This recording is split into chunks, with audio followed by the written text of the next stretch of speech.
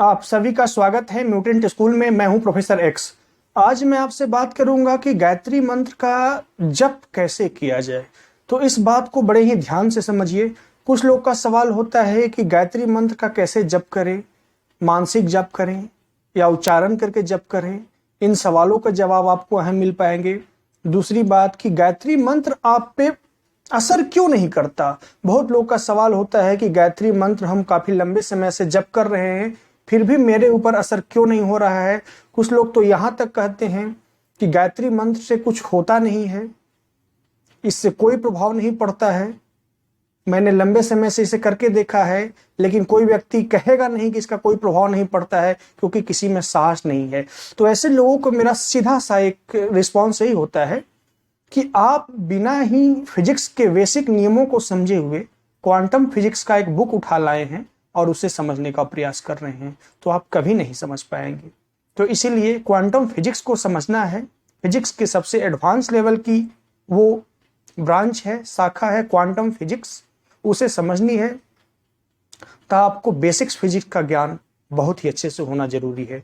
उसी तरह से गायत्री मंत्र है। अगर आप गायत्री मंत्र से लाभ लेना चाहते हैं तो पूरी साइकोलॉजी को समझना पड़ेगा आपको, साथ में इस मंत्रों की साइकोलॉजी को समझना पड़ेगा। एक तो स्वयं की साइकोलॉजी और दूसरा मंत्रों की साइकोलॉजी और मंत्रों का साइंस को समझना होगा आपको।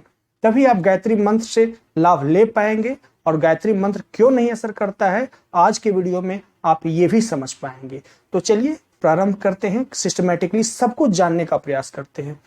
पहले चीज की गायत्री मंत्र जब भी लोग जप करते हैं तो एक बहुत ही नॉर्मल सी प्रक्रिया है कि हाथ पैर को धो लिए या स्नान कर लिए, सीधे जप करने के लिए बैठ गए। तो याद रखें कि गायत्री मंत्र आपके शरीर पे असर नहीं करता, कि आपको शरीर को धोने मात्र से ही उसका प्रभाव ज्यादा होगा। यह सही है कि शरीर की स्वच्छता, शरीर की एक तरह का सक्रियता, शरीर का एक तरह से स्वस्थ होना, शरीर को एक तरह से स्नान से निवृत्त होना अनिवार्य है गायत्री मंत्र के जप से पहले। पर उससे ज्यादा अनिवार्य है आपकी चेतना का स्नान, आपके मन का स्नान होना। तो आप स्नान तो कर लेते हैं भौतिक रूप से, पानी से, जल से, लेकिन आप अपनी चेतना को बिना स्नान किए सिर्फ भौतिक स्नान करके गायत्री मंत्र का चांटिंग करने बैठेंगे तो बहुत सारे कई ऐसी परिस्थितियों में आपको ये गायत्री मंत्र प्रभाव नहीं डालेगा। इसलिए आपके शरीर का स्नान, बाह्य स्नान और चेतना का स्नान भी आवश्यक है। चेतना का स्नान दो तरीके से होता है, जो मैं इस वीडियो में नहीं बात करूंगा, आगे आने वाले वीडियो में बात करूंगा, क्योंकि अगर उस पर मैं बात किया तो वीडियो कम से कम आधे घंटे का बन जाएगा और मैं नहीं चाहता कि इतना लंबा वीडियो बने। मैं चाहता हूं 10 से 12 मिनट में हर बातों को मैं निपट लूं। तो आगे आने वाले वीडियो में मैं बताऊंगा कि आप अपनी चेतना को स्नान कैसे कर सकते हैं। इसके लिए दो मेथड है, एक है आसन और दूसरा है प्राणायाम। तो अगर आप गायत्री मंत्र को सिर्फ बाह्य स्नान करके जप करना प्रारंभ करते हैं तो वो आपके लिए सफिशिएंट नहीं है, वो पर्याप्त नहीं है। इसके लिए आपको चेतना का स्नान जरूरी है। तो चेतना का स्नान में आता है आसन और दूसरा आता है प्राणायाम। प्राणायाम की एक विधि मैंने जिसे नाम दिया है जेट प्रोपल्सन, वो मैं आगे आने वाले ठीक इस वीडियो के एक दो वीडियो बाद में बताऊंगा कि जेट प्रोपल्सन क्या है, क्योंकि वो प्राणायाम के सेक्शन में आता है, वो प्राणायाम के ब्रांच से संबंधित है, तो इसलिए मैं वहां बात करूंगा। तो गायत्री मंत्र जप से पहले शारीरिक स्नान जरूरी है, पर हमेशा जरूरी नहीं है। दिन भर में एक बार स्नान कर लिए, दैट्स एनफ, इतना पर्याप्त है आपके लिए, बार बार करने की जरूरत नहीं है। लेकिन आपको चेतना का स्नान बार बार करने की जरूरत है। गायत्री मंत्र के जप से पहले मैं पुनः दोहरा रहा हूं, शरीर का स्नान 24 आवर में एक बार जरूरत आवश्यक है, लेकिन आपकी चेतना का स्नान जब जब आप गायत्री मंत्र कर रहे हो तब तब आवश्यक है। तो चेतना का स्नान कैसे करवाएं ताकि गायत्री मंत्र के प्रति ग्रहणशीलता, रिसेप्टिविटी बढ़े। इस चीज को समझने के लिए आप मेरे गायत्री मंत्र वाले प्लेलिस्ट में विजिट करें। वहां मैं बता रखा हूं कि गायत्री मंत्र ऊर्जा प्रभाव, क्यों गायत्री मंत्र की ऊर्जा बहुत सारे लोगों को प्रभाव नहीं डाल पाती, बहुत सारे लोगों पे प्रभाव नहीं डाल पाती, वो बहुत ही अच्छे एग्जाम्पल से मैं समझाया हूं।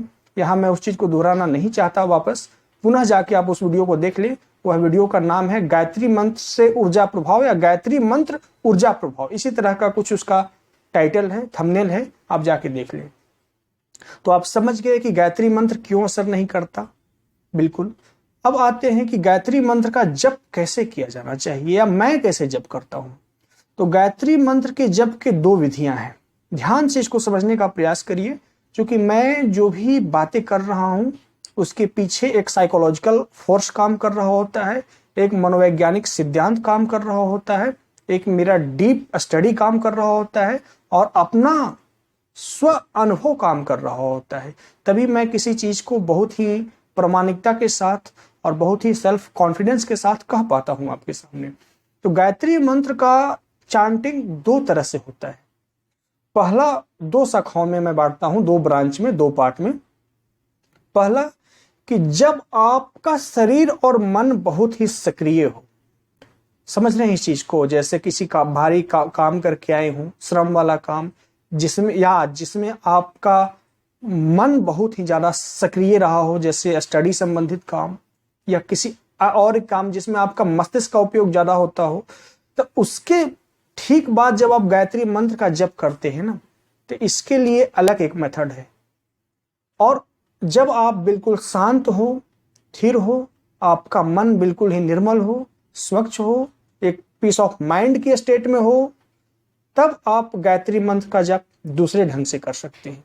तो पहला ढंग यह है कि जब आप काम करके आए हैं, मस्तिष्क या कहे तो शरीर और मन की सक्रियता से गुजर करके आए हैं, तो इसमें गायत्री मंत्र का चांटिंग करना है होठ बंद। मेरे साइंस में, मेरे साइकोलॉजी में होठ का गायत्री मंत्र में कोई मूल्य नहीं है। होठ बंद, सिर्फ आपके जिह्वा में मूवमेंट होना चाहिए। गायत्री मंत्र के जो वाक्य हैं उसके उच्चारण के वक्त सिर्फ जिह्वा में एक मूवमेंट होना चाहिए और जिह्वा आपके तालु को स्पर्श करना चाहिए। जब गायत्री मंत्र का उच्चारण आप करें, पुनः दोहरा रहा हूं, तो होठ आपके सहजतापूर्वक स्थिति में बंद होनी चाहिए और जिह्वा में एक प्रकार का मंत्र के वाक्यों के उच्चारण के फलस्वरूप एक प्रकार का मूवमेंट होना चाहिए और वो मूवमेंट आपके तालु को स्पर्श करते हुए होना चाहिए। ये चीज क्लियर हो गया। और दूसरी चीज कि जब आप peace of state of mind में हैं, जब आपका मस्तिष्क शांत है, जब आप स्थिर हैं, तो गायत्री मंत्र का चांटिंग करते वक्त आप अपनी जिह्वा को अपने तालु में स्पर्श कर दें और गायत्री मंत्र का चांटिंग करें। तो दो चीज समझ गए कि गायत्री मंत्र का चांटिंग कैसे करना है। बहुत सारे लोगों का सवाल है कि उपांशु करें या उच्चारण करके करें, ऐसे करें वैसे करें। आपके जवाब मिल गया कि जब आपका शरीर और मन गति से गुजर के आया हो, तब अपने जिह्वा को तालु हिलाते हुए, जिह्वा में एक मूवमेंट पैदा करते हुए, और वो स्वाभाविक रूप से आपका जिह्वा जब जिह्वा अगर गतिमान होगा तो तालु को स्पर्श करेगा। और दूसरा, जब आप स्थिर हो, शांत हो, तो आप अपने जीभ को तालु में सटा दें, यानी लॉक कर दें और गायत्री मंत्र का मानसिक जप करें। दो चीजें अब क्लियर हो गई और मैं आशा करता हूं पूरा समझ गए होंगे। अब एक न्यू रिसेंट साइंटिफिक रिसर्च बताता हूं आपको कि जब कोई व्यक्ति कोई शब्दों का उच्चारण कर रहा होता है अपने होठ और जिह्वा को हिला करके, तो जो कंठ के केंद्र के पास जो होता है प्रतिक्रिया या प्रक्रिया, वही प्रक्रिया, वही प्रतिक्रिया उस शब्द के प्रति व्यक्ति सोच रहा होता है तो यहां होता है। आप जैसे बोले ओम, तो जो प्रतिक्रिया आपके कंठ के पास, जो गति, जो नस, जो नाड़ियां का गति आपके कंठ के पास हुआ, बोलने में, शाब्दिक रूप से ध्वनिगत बोलने में, ध्वनिगत उच्चारण करने में जो यहाँ पे हरकतें होती है, जो मूवमेंट होती है, वही ठीक सेम मूवमेंट आपके उस शब्द और वाक्य के मानसिक उच्चारण में होता है। आप शायद समझ पाए होंगे इस चीज को। जो बोलने में आपका मूवमेंट कंठ के पास होता है, वही मूवमेंट उस चीज के मानसिक उच्चारण में होता है। बिना बोले एक ओम आप शब्द से ध्वनिगत बोले, एक ओम आप मानसिक तल पे बोले, तो दोनों में सेम मूवमेंट आपके कंठ के पास होता है। तो बोलना और मानसिक जप के बारे में आप समझ गए होंगे कि कैसे गायत्री मंत्र करना है। इसके बारे में और कोई सवाल हो तो आप कमेंट में अवश्य छोड़ दें। मैं समझता हूं कि इस वीडियो में ये चीज क्लियर हो गया होगा कि गायत्री मंत्र का जप कैसे करना है। अब आगे आने वाले वीडियो में मैं पहले बताऊंगा कि गायत्री मंत्र से पहले शारीरिक और मनोवैज्ञानिक तैयारी क्या है। इससे पहले का मेरा वीडियो जो प्रारंभिक दिनों का वीडियो है, वो आप जाके देख लें प्लेलिस्ट में। गायत्री मंत्र से पहले शारीरिक एवं मनोवैज्ञानिक तैयारी वो मैं बना रखा हूं। फिर मैं इस पे बात करूंगा बहुत ही डिटेल से।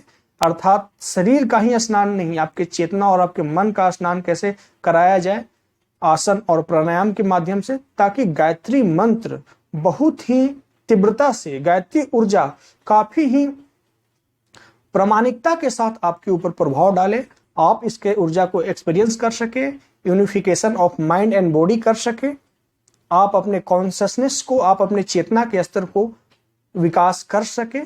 तो शरीर और मन और चेतना तीनों के स्नान के पश्चात ही गायत्री मंत्र का जप करेंगे तो ही ये होगा। तो मैं आगे आने वाले वीडियो में आपको बताऊंगा। और दूसरी चीज कि मैं आने वाले वीडियो में गायत्री मंत्र के कुछ प्रैक्टिकल एस्पेक्ट पे मैं जाने वाला हूं, क्योंकि गायत्री मंत्र आपके मानसिक क्षमता को कैसे बढ़ाती है। जैसे कोई स्टूडेंट हैं तो गायत्री मंत्र उनके मेमोरी पावर को कैसे बढ़ाएगी, तो वो मैं बात करूंगा। और एक प्रेग्नेंट वीमेन को, एक प्रेगनेंसी के दौरान एक स्त्री को गायत्री मंत्र के जप से उसके बच्चे पे क्या प्रभाव पड़ने वाला है, या आप एक अपने बच्चे को चाहते हैं कि हमारा बच्चा एक प्रखर बुद्धि का हो, उसकी बुद्धि में कुशाग्रता हो, जन्म लेने के पश्चात एक निश्चित उम्र में आने के बाद उसके अंदर कुछ कुप्रवृत्तियां जैसे नशा करना, कुछ वैसे पाशविक जबरदस्त प्रकार की प्रवृत्तियां उसमें विकसित ना हो या उसकी लत ना लगे, तो ये उसके शैशवावस्था या भ्रूणावस्था के दौरान ही गायत्री मंत्र के प्रोग्रामिंग के दौरान कर सकते हैं, जो कि मैं प्रैक्टिकली बताऊंगा आपको। वो प्रैक्टिकल होगा कि गायत्री मंत्र प्रैक्टिकली आपके मानसिक क्षमता को कैसे प्रभावित करती है, यादाश्त को कैसे बढ़ाती है, बुद्धि को कैसे बढ़ाती है, गर्भवती महिलाएं कैसे गायत्री मंत्र को अपने बेहतर संतान के लिए उपयोग कर सकते हैं, और अपने आपसी रिश्ते में सुधार के लिए गायत्री मंत्र का प्रयोग कैसे कर सकते हैं। तो आने वाले वीडियो में मैं बताऊंगा। इससे पहले मेरा प्लेलिस्ट को आप विजिट करें और गायत्री मंत्र पे जितने वीडियोज हैं आप सिस्टमेटिकली 2x स्पीड में ही देखें, पर जरूर देखें। जब तक बेसिक साइंस को नहीं समझिएगा तब तक इस मंत्र से जो आपको लाभ होगा वो नहीं ले पाइएगा। तो आज मैं बस इतना ही। नेक्स्ट वीडियो में बताऊंगा आपको कि गायत्री मंत्र से पहले क्या शारीरिक और मनोवैज्ञानिक तैयारी होना चाहिए, अर्थात जेट प्रोपल्सन अभ्यास के बारे में, जिसका मैं नियमित बात करते आया हूं पिछले कई वीडियो से। आज बस इतना ही। मैं प्रोफेसर एक्स आपसे लेता हूं विदा। वीडियो को देखने के लिए धन्यवाद।